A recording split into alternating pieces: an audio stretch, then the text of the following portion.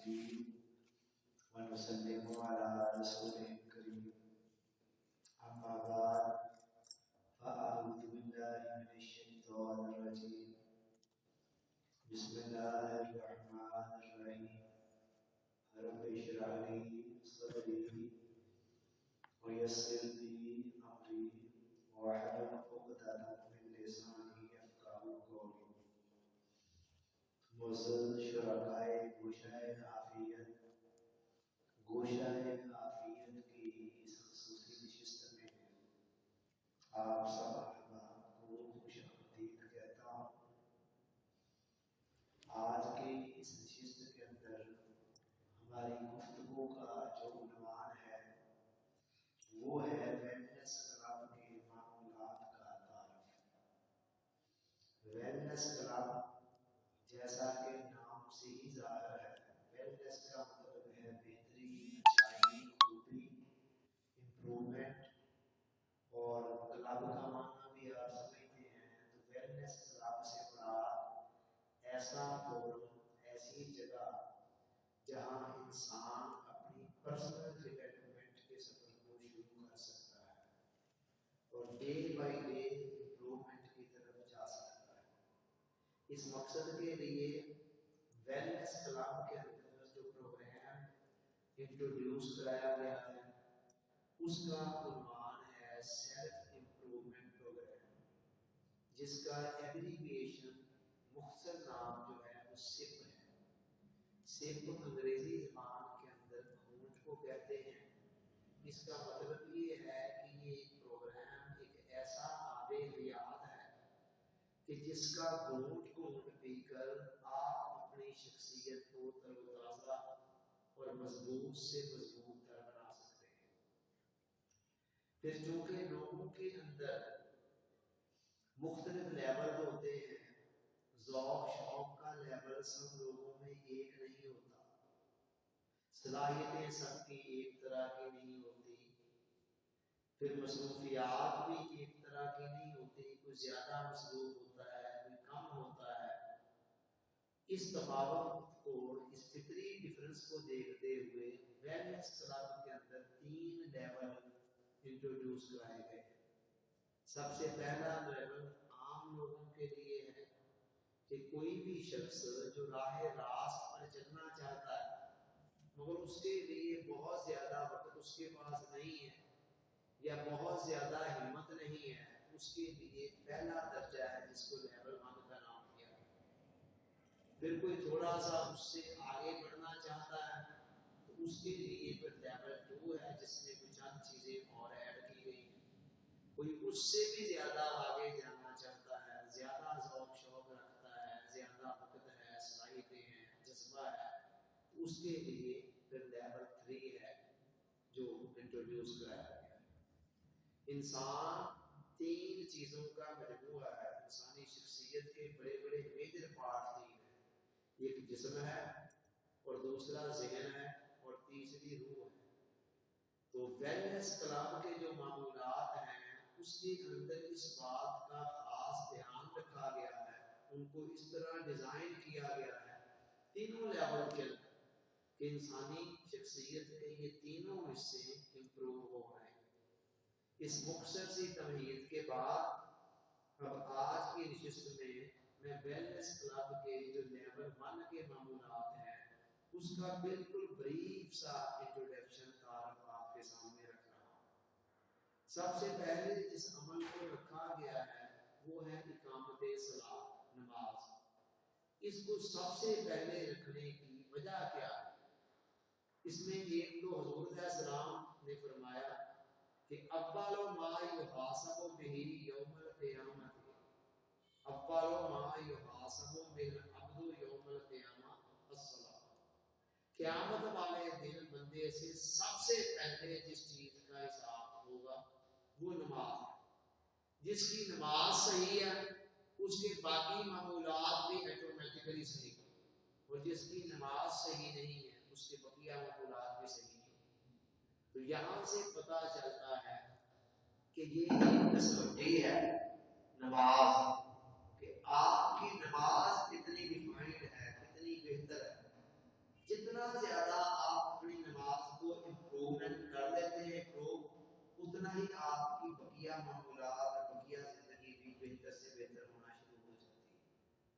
اور دوسری طرف سیدنا فاروق اعظم رضی اللہ تعالیٰ عنہ نے اپنے گورنرز کے نام ایک بڑا امپورٹنٹ لیٹر لکھا. اس لیٹر کے اندر بطور خاص یہ نصیحت شامل فرمایا ان اہم امورکم عند الصلاۃ، میرے نزدیک تمہارے تمام معاملات میں سے موسٹ امپورٹنٹ معاملہ نماز کا ہے.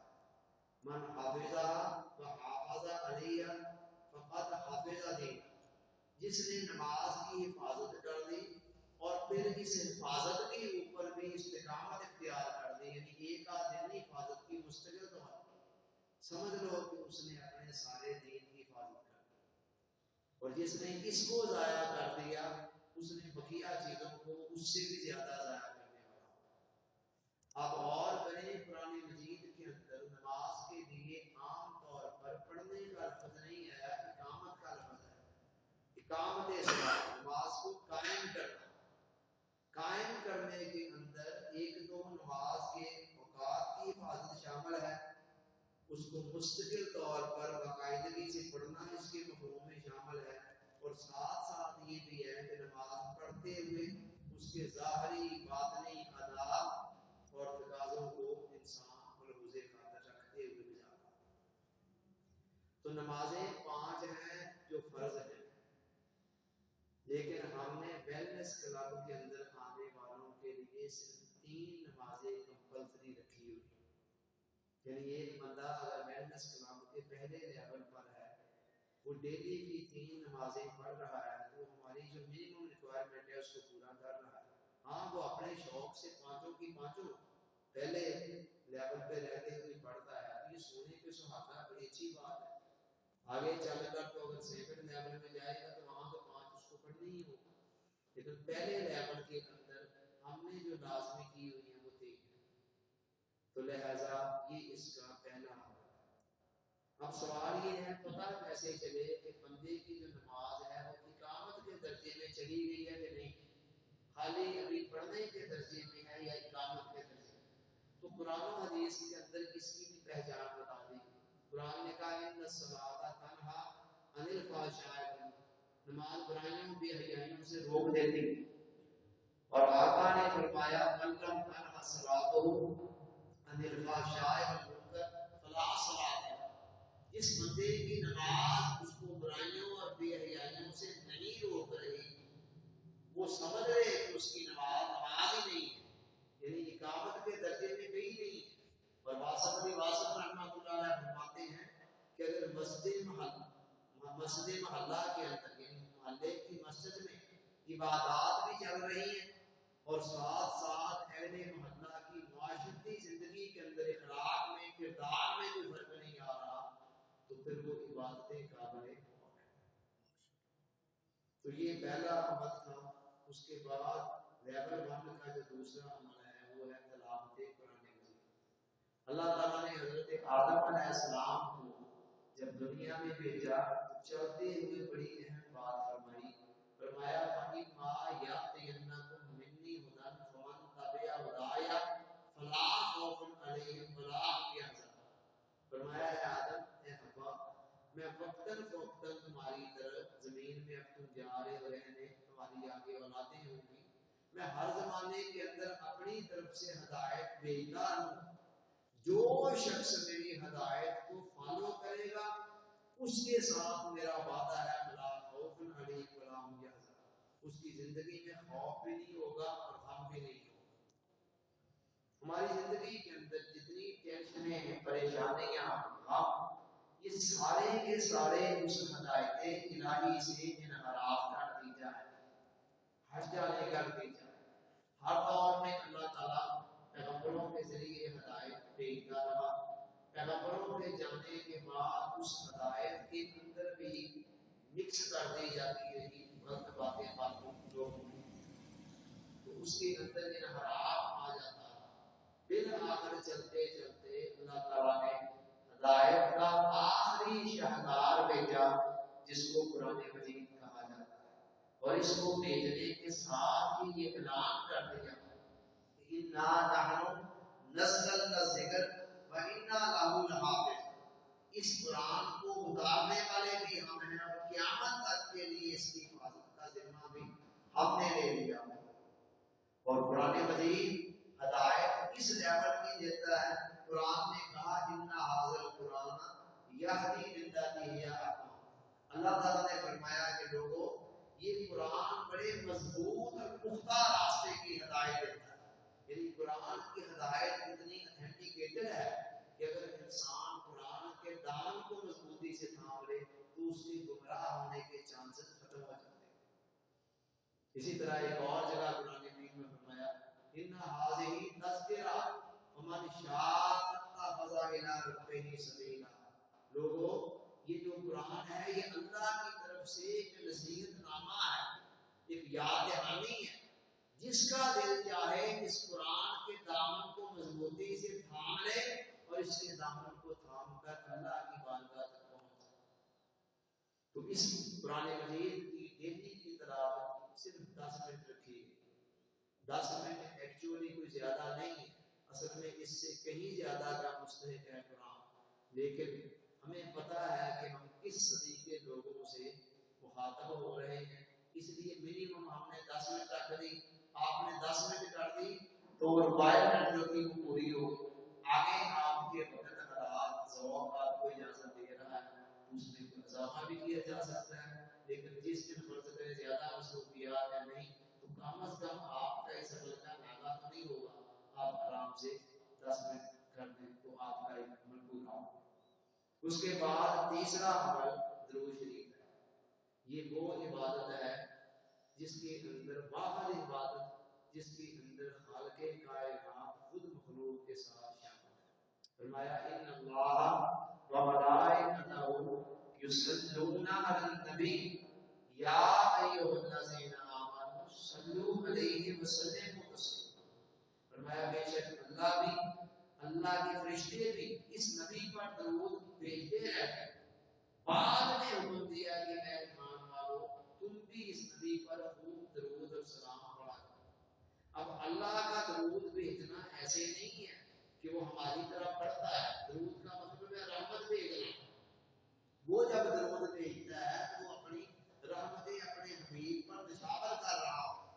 فرشتوں کا درود بھیجنا اللہ سے التجا کرنا ہے کہ اللہ تو اپنی رحمتیں اپنے حبیب پر نشاور کر۔ اور ہمارا درود بھیجنا بھی ہمارے پاس بھی کون سی اپنے پاس رحمتیں ہیں جو ہم نے حضور علیہ السلام کو دینی ہیں، ہم بھی اللہ سے التجا کرتے ہیں کہ ہماری تعالیٰ اپنے حبیب پر اپنی رحمتیں نشان کرے۔ اور یہ وہ واحد عبادت ہے جو قطعی القبول ہے اہل علم کے نزدیک، اس لیے کہ جب آپ اللہ سے کہتے ہیں اللہم صلی علی سیدنا محمد، اے اللہ ہمارے آقا ہمارے سردار پر اپنی رحمتیں بھیج، وہ کہتا ہے یہ کام تو میں پہلے کر رہا ہوں، اس کے جواب میں اس نے یہ تو نہیں کہنا ہے کہ میں نے نہیں بھیجنی۔ اس لیے یہ قطعی القبول عبادت ہے علماء کے نزدیک۔ باقی آپ کی ہر عبادت رد ہو سکتی ہے، مگر یہ وہ عبادت ہے کہ جس کو اللہ رد نہیں کرتا، بلکہ جس عبادت کے آگے پیچھے ساتھ لگ جائے اس کی قبولیت کے بھی چانسز بڑھ جاتے ہیں۔ سیدنا عمر فاروق رضی اللہ تعالیٰ عنہ فرماتے ہیں ان الدعاء موقوف بین السماء والارض، اے بندے تیری تمام دعائیں آسمانوں اور زمینوں کے درمیان معلق رہتی ہیں، سسپینڈ رہتی ہیں۔ لا یسأل منہ شیء حتی تصلی علی نبی، اس میں سے کوئی شے اوپر نہیں جاتی یہاں تک کہ تو اپنے نبی پر درود پڑھے۔ اب سوال یہ ہے کہ جب اللہ خود درود بھیج رہا ہے اپنے حبیب پر تو ہمیں کیوں کہہ رہا ہے؟ تو اس کا راز ایک حدیث سے کھلتا ہے کہ حضور علیہ السلام کے پاس جبرائیل علیہ السلام آئے اور آ کر یہ پیغام دیا کہ اما یرضیک یا محمد صلی اللہ علیہ وسلم، اے محمد صلی اللہ علیہ وسلم کیا آپ کو یہ بات خوشی نہیں دیتی؟ اللہ کہہ رہا ہے اللہ یصلی علیک احد، کہ تیرا کوئی امتی تیرے اوپر ایک مرتبہ درود پڑھے درود بھیجے اللہ صلی علیہ عشرہ، تو میں اس کے جواب میں اس کے بدلے میں اس پر 10 رحمتیں انشاء کرتا ہوں۔ تو گویا ہمیں جو حکم دیا گیا ہے تو اس میں آج آ کر ہمارا ہی فائدہ ہے، ہمارا ہی فائدہ ہے۔ حضور علیہ السلام نے فرمایا کہ جو شخص مجھ پر درود پڑھنا بھول گیا وہ یہ سمجھ لے کہ وہ جنت کا راستہ ہی بھول گیا۔ اور دوسری حدیث مبارکہ میں فرمایا کہ قیامت والے دن میرے سب سے نزدیک وہ ہوگا جو سب سے زیادہ مجھ پر درود بھیجتا ہوگا۔ اور اہل علم کا علماء کا کہنا ہے کہ فرض نمازوں اور فرض عبادتوں کے بعد تمام نفلی عبادتوں میں سے اعلیٰ ترین عبادت حضور علیہ السلام پر درود بھیجنا۔ اور اس کی تصدیق شاہ ولی اللہ متصل بھی رحمۃ اللہ فرماتے ہیں کہ ہم نے جو کچھ پایا درود پاک سے پایا۔ اس کی تصدیق خود حدیث مبارکہ سے ہوتی ہے۔ جب حضرت ابی بن کعب حضور علیہ السلام سے پوچھتے ہیں یا رسول اللہ صلی اللہ علیہ وسلم میں آپ پر اکثر و بیشتر درود بھیجتا رہتا ہوں تو آج آپ سے پوچھنا چاہتا ہوں کہ اپنے معمولات میں سے کتنا وقت آپ پر درود بھیجنے میں لگاؤں اور کتنا وقت بقیہ معمولات فرائض کے علاوہ کی بات ہو رہی ہے۔ فرض نمازیں تو پڑھنی ہیں، فرض روزے تو رکھنے ہی ہیں اور دیگر جو فرائض ہیں وہ تو کرنے ہی ہیں، باقی بات ہو رہی ہے نفلی عبادات، نفلی ذکر اذکار۔ تو آپ نے فرمایا کہ ما شئت جتنی تمہاری مرضی ہے اتنا پڑھ لیا۔ انہوں نے پھر مشورہ کر پوچھا کہ یا رسول اللہ ارجو کیا چوتھا حصہ کافی ہے کہ 3 حصے میں دیگر ذکر اذکار کو دے دیا کروں اور ایک حصہ؟ آپ نے فرمایا جو آپ کی مرضی، وَإِنْ زِدْتَ فَهُوَ خَيْرٌ لَكَ، اگر اس میں کچھ اضافہ کر دے تو پھر تیرے لیے بہتر ہوگا۔ فَهُوَ خَيْرٌ لَكَ، تیرے لیے بہتر ہوگا، یہ نہیں کہا کہ میرے لیے بہتر ہوگا۔ انہوں نے کہا اچھا ایسی بات ہے تو پھر میں اس کو کل نصف کہتے میں نے کہا کہ ٹھیک ہے یا رسول اللہ میں آدھا کر دیتا ہوں، آدھا حصہ بقیہ معمولات بقیہ ذکر اذکار، آدھا درود پاک۔ آپ نے فرمایا ٹھیک ہے ما شئت جو تو چاہے، لیکن اگر اس میں بھی اضافہ کر دے فَهُوَ خَيْرٌ لَكَ تو یہ تیرے لیے بہتر ہوگا۔ انہوں نے کہا اچھا یا رسول اللہ فَالثُّلُثَيْنِ، بس ٹھیک ہے پھر میں 2 حصے درود پاک پڑھوں گا اور ایک حصہ بقیہ ذکر اذکار معمولات کو دوں گا۔ آپ نے فرمایا ٹھیک ہے ما شئت، لیکن وَإِنْ زِدْتَ فَهُوَ خَيْرٌ لَكَ، اگر اس سے بھی بڑھا لے گا تو وہ تیرے لیے بہتر ہوگا۔ انہوں نے کہا اچھا اگر یہ بات ہے تو بس ٹھیک ہے پھر یا رسول اللہ فرائض کے بعد ہر وقت آپ پر درود پڑھا کرتا ہوں۔ اس وقت حضور علیہ السلام نے 2 جملے بولے، ایک تو کہا کہ زئی یکفی کا عمل، اگر ایسا کر دے گا کہ تیرے تمام غموں پریشانیوں فکروں کے لیے کافی ہو جائے، اور دوسرا تیرے گناہوں کی معافی کا ذریعہ بن جائے۔ تو یہ درود پاک ہے جس کو ہم نے 10 منٹ رکھا ہے پڑھنے کے لیے۔ 10 منٹ کیوں رکھا ہے؟ تعداد کیوں نہیں بتائی؟ تعداد کیا بتائی جاتی ہے نا، بس بندہ گنتی کے چکر میں پڑھ جاتا ہے یا 100 مرتبہ پڑھتا ہے۔ ہم کہہ رہے ہیں آپ 10 منٹ ذرا پیار سے پڑھیں، کوئی نہیں اس 10 منٹ میں 50 مرتبہ پڑھا جائے گا ٹھیک ہے، 100 مرتبہ پڑھا جائے گا ٹھیک ہے، جتنی مرتبہ بھی پڑھا جائے، آپ جسٹ گنتی کے چکر میں نہ ہو۔ اس لیے ہم نے 10 منٹ سجیسٹ کیا ہے کہ آرام سے، سکون سے، پیار سے، محبت سے، ٹھہر ٹھہر کر درود پاک پڑھیں، کیونکہ اللہ کی بارگاہ میں کوانٹٹی سے کہیں زیادہ اہم چیز کوالٹی معیار۔ صوفی برکت علی صاحب رحمۃ اللہ علیہ فرماتے ہیں کہ دل سے ایک مرتبہ کہنا زبان سے 1,00,000 مرتبہ کہنے کے برابر ہے۔ خالی زبان سے بندہ پڑھتا جائے دل ابسینٹ ہے، غائب ہے، تو کہتے ہیں وہ اس سے زبان سے آپ 1 مرتبہ کہہ رہے ہیں اور دل سے 1 مرتبہ پڑھ رہے ہیں، زبان سے ہزاروں لاکھوں مرتبہ پڑھنے سے وہ بہتر ہو جاتا ہے۔ تو لہذا ذکر اذکار اور تمام معمولات عبادات کے اندر کوشش کیا کرے دل کی یکسوئی کو بھی برقرار کریں۔ اس کے بعد یہ چوتھا عمل ہے مراقبہ دعا۔ مراقبہ کا مطلب ہے کسی ایک طرف اپنی توجہ دھیان کو فوکس کرنا، اور دعا کا معنی تو آپ سمجھتے ہیں۔ تو مراقبہ دعا کا مطلب ہے آنکھیں بند کر کے دل ہی دل میں اللہ تعالیٰ سے ہم کلام، اس کو مناجات بھی کہا جاتا ہے۔ اولیاء کا، صوفیہ کا یہ بڑا مشغول محبوب مشغلہ رہا ہے کہ اللہ سے باتیں کرنا۔ تو اللہ تعالیٰ آپ کے دل کی باتیں بھی سنتا ہے، جب ہم زبان سے کہتے ہیں تو ابھی میں نے کہا نا کہ کئی مرتبہ زبان سے ذکر اذکار کر رہے ہوتے ہیں، نماز بھی پڑھ رہے ہوتے ہیں اور توجہ دھیان دل پتہ نہیں کہاں حوالگیاں کر رہا ہوتا ہے، لیکن جب آپ دل سے پڑھتے ہیں زبان خاموش کر کے، اس میں زبان سے نہیں پڑھنا ہوتا، اس میں دل سے ہی باتیں کرنی ہوتی ہیں۔ زبان بھی چلو کسی درجے کے ساتھ آپ کو ایک ساتھ علم میں مل جائے تو کوئی حرج نہیں ہے، لیکن اصل چیز اس میں فوکس دل پر ہوتا ہے۔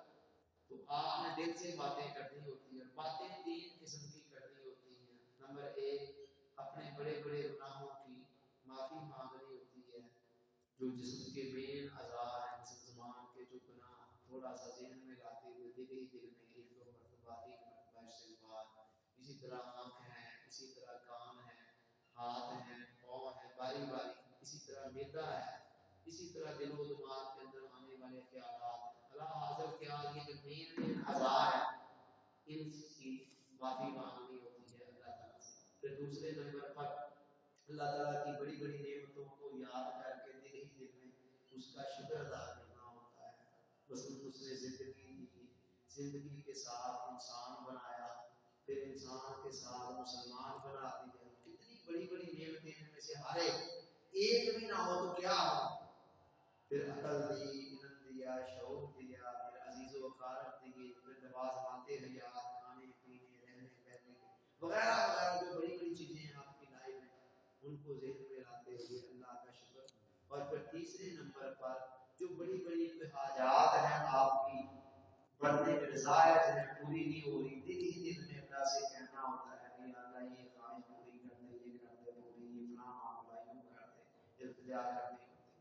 تو یہ مراقبہ دعا ہے، اور اس کے لیے بھی 10 منٹ رکھے گئے، اس کے لیے آپ الارم کو یوز کر سکتے ہیں، ظاہر ہے یہ آنکھیں بند کر کے کرنا ہوتا ہے، تو پھر آپ ٹائم کیا بار بار دیکھیں کہ بس الارم لگا کر اس مراقبہ کے اندر گم ہو جائیں، اپنے آپ کو اس کے اندر غوطہ زن کر دیں، پھر اس کے زیادہ سے زیادہ اثرات انشاءاللہ۔ اس کے بعد 5ویں نمبر پر جو معمول ہے لیول 1 کا، وہ ہے مطالعہ کتاب۔ مطالعہ ایک بہت بڑا ذریعہ ہے علم کو حاصل کرنے کا، اور علم سب سے پہلا ذریعہ زینہ ہے عظمت کی طرف جانے، بلندیوں کی طرف جانے۔ آپ اسلام میں اس کی کتنی اہمیت ہے اس کا اندازہ اس بات سے لگائیں کہ پہلی وحی جو آتی ہے قرآن مجید کی، اس کا پہلا لفظ ہی کیا ہے، اقرا، پڑھو۔ تو پڑھنا ایک بہت بڑا ذریعہ ہے حصول علم کا، اور اسلام نے اتنا زور دیا علم پر، اتنا زور دیا کہ شاید ہی دنیا کے کسی مذہب، کسی اور تہذیب و تمدن نے قرآن مجید نے کہا میرے حبیب ان سے پوچھو کیا علم والے اور بے علم برابر ہو جائیں؟ اور دوسری جگہ فرمایا یرفع اللہ الذین آمنوا منکم والذین اوتوا العلم درجات، تم میں سے جو لوگ ایمان لائے اور ایمان کے ساتھ علم جمع ہونے کر دیا، علم بھی ان کے پاس آ گیا، تو اللہ ان کے درجات کو بلند سے بلند کر دیتا ہے۔ براکا نے فرمایا اطلب العلم ولو بالسین، علم حاصل کرو اگرچہ وہ چین کے اندر کیوں نہ ہو، چائنا میں کیوں نہ ہو۔ اسی طرح یعنی اتنا لمبا سفر بھی کرنا پڑے نا، مقصد تھا لمبا سفر مسافت بھی کرنی پڑے حصول علم کے لیے، تو سفر کی مشقتوں کو بھی برداشت کر کے علم کو حاصل کیا۔ اسی طرح فرمایا وَاطْلُبُوا الْعِلْمَ مِنَ الْمَهْدِ إِلَى اللَّهِ، گہوارے میں ہو ابھی بالکل چھوٹے بچپن میں علم حاصل کرنا شروع کر دو، اور جب تک تمہیں قبر میں نہیں اتار دیا جاتا تب تک علم حاصل کرنا۔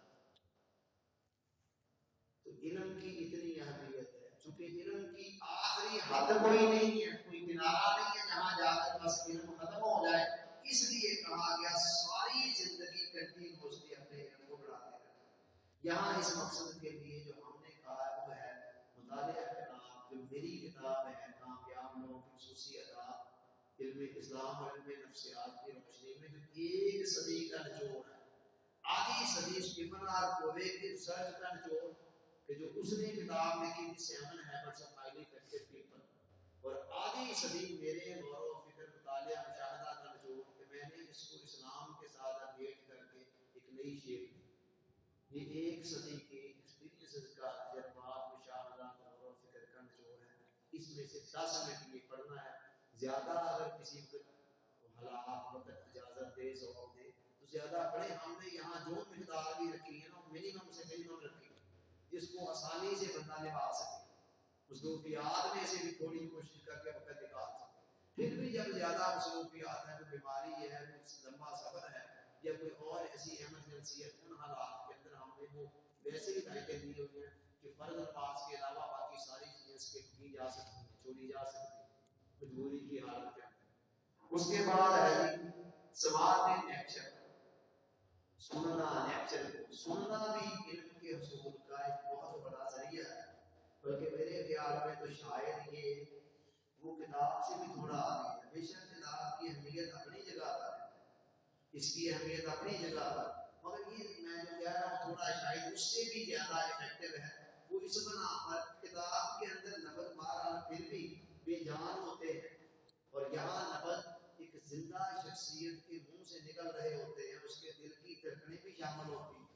سو اس بنا پر اکثر و بیشتر کئی مرتبہ جو بات کو سننا ہوتا ہے وہ پڑھنے سے زیادہ افیکٹ کر جاتا ہے. بہرحال پڑھنے کی اپنی اہمیت ہے, 10 منٹ اس کے لیے اور 10 منٹ ہی اس کے لیے رکھے گئے ہیں تاکہ آپ ذہنی طور پر مسلسل امپروو کر رہے ہیں. ڈے بائی ڈے آپ کا نالج بڑھ رہا, آپ کی شخصیت نکل رہی ہے. تو 10 منٹ کیا کرنا ہے, اس کو سننا ہے. اور یوٹیوب پر, چینل پر, نیٹ پر میرے درجنوں لیکچر موجود ہیں جن میں ڈے بائی ڈے اضافہ ہو رہا ہے, جن میں زندگی کے بڑے بڑے سیکرٹس بیان کیے گئے ہیں. تو اس میں سے کوئی لیکچر اپنے ذوق شوق کے مطابق یہاں بھی اگر آپ کسی دن آپ کو زیادہ سننا چاہتے ہیں, ڈیلی بھی آپ کے پاس کوئی وقت ہے زیادہ سننے کا, 100 بسم اللہ سنیں. مگر ہم نے کیا کیا ہے, ایک منیمم مقدار 10 منٹ کی رکھی ہے کہ تاکہ آپ آسانی سے, آپ ڈرائیونگ کر رہے ہیں, گاڑی وغیرہ کے اندر بیٹھے ہیں یا سفر کر رہے ہیں گاڑی میں, تو وہاں پر بھی موبائل کے اندر سے ہی آپ نے نکال لینا ہوتا ہے, فری لگائیں اور وہاں پر سننا شروع کر دیں. اور ہمارے گھر کے اندر ہمارے اہل و عیال سارے کے سارے ویلنس کلب کے ممبر ہیں. تو میں نے کئی مرتبہ کچن میں جاتا ہوں تو گھر کی جو خواتین ہیں وہ ساتھ کوکنگ کر رہی ہوتی ہیں اور ساتھ میرا لیکچر چل رہا ہوتا ہے, تو وہ اس طرح بھی کر دیتے ہیں. ایسے بھی کیا جا سکتا ہے, لیکن یہ نہ ہو کہ آپ ادھر ہی گھر کو اس کام کے اندر ہی اور بس اس کو فارمیلٹی کے طور پر بتانا ہو, ایسے نہیں ہو. تو باہر کوئی اور چھوٹا موٹا ہینڈ کا کام کرتے ہوئے بھی ساتھ اس کو سنا جا سکتا ہے.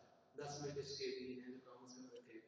اس کے بعد 7واں عمل ہے چہل قدمی. چہل قدمی جس کو واک کہا جاتا ہے.